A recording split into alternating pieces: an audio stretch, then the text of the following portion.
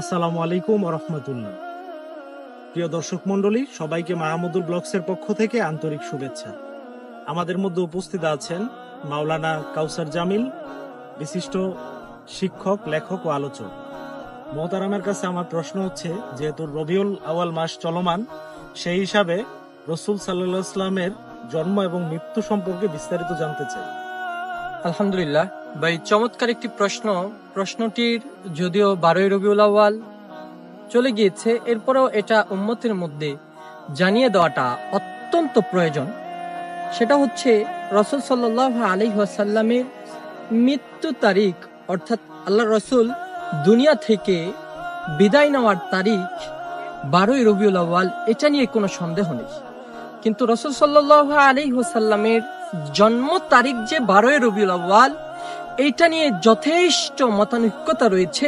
এক বর্ণনায় এসেছে রাসূল সাল্লাল্লাহু আলাইহি ওয়াসাল্লামের জন্ম তারিখ হচ্ছে 7 রবিউল আউয়াল। আরেক বর্ণনায় এসেছে রাসূল সাল্লাল্লাহু আলাইহি ওয়াসাল্লামের জন্ম তারিখ 9 রবিউল আউয়াল। আরেক বর্ণনায় এসেছে 12 রবিউল আউয়াল।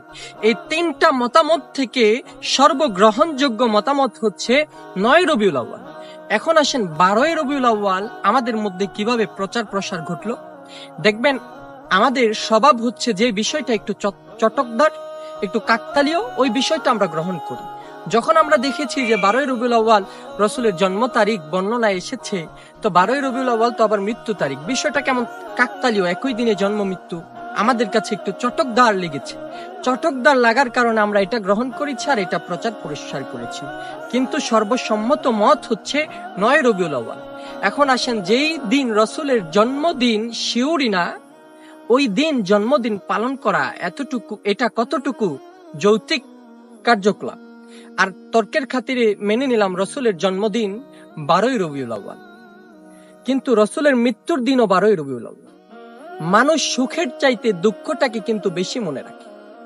আপনার আজকে একটা ছেলে হয়েছে, আজকে আরেকটা সন্তান মারা গিয়েছে, আপনি নিশ্চয়ই হাসবেন না, কাঁদবেন, যে আজকে তো ছেলে হয়েছে, এই উদ্দেশ্যে আপনি হাসবেন না, কাঁদবেন। তো আল্লাহ রাসূল সাল্লাল্লাহু আলাইহি ওয়াসাল্লামের মৃত্যুর দিন যে 12ই রবিউল আউয়াল, এটা নিয়ে তো কোনো সন্দেহ নাই। এই দিন যদি আপনি জশ্নে জুলুস করেন, উল্লাস করেন, আনন্দ মিছিল করেন, তো এটা রসুলের বোঝা যায় রসুলের মৃত্যুতে আপনি খুশি হয়েছেন। এটা ছাড়া আর কোনো যৌক্তিকতা নেই। এরপরের বিষয়টা হচ্ছে ঈদে মিলাদুন নবী শব্দের অর্থটা কি? শব্দের অর্থটা হচ্ছে মিলাদ মানে জন্ম, ঈদে মিলাদুন নবী অর্থ নবীজির জন্মদিন। এখন কোন ব্যক্তির জন্মদিনের মধ্যে ব্যক্তির পুরা জীবন পাওয়া যায় না। আপনার আমার জন্মের দিনের ভিতর আমার পুরা জীবন পাওয়া যাবে না, কিন্তু আমার আপনার পুরা জীবনের ভিতর আমার জন্মের দিনটা পাওয়া যাবে।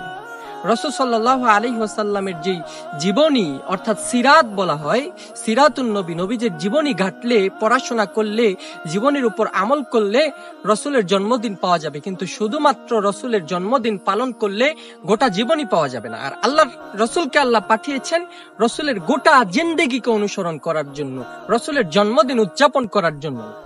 আমি একজন হুজুর, যেটা আমাদের বাসায় বলি, হুজুর হয়ে যদি আমি আজকে জন্মদিনে যাই, ওইটা আপনারা খারাপ চোখে দেখবেন, বাঁকা চোখে দেখবেন।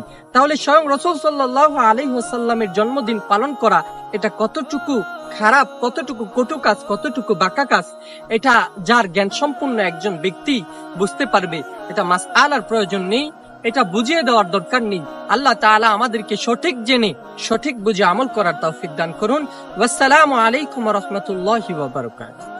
প্রিয় দর্শক মণ্ডলী, যারা আমাদের চ্যানেলটি থেকে ভিডিওটি দেখলেন, অবশ্যই ইসলামিক স্বার্থে আমাদের চ্যানেলটি সাবস্ক্রাইব করে এবং আমাদের ভিডিওটি শেয়ার করে, লাইক কমেন্ট করে আমাদের পাশে থাকবেন। আজকের প্রোগ্রাম এখানেই শেষ করছি। আল্লাহ হাফেজ। আসসালামু আলাইকুম ওয়া রাহমাতুল্লাহ।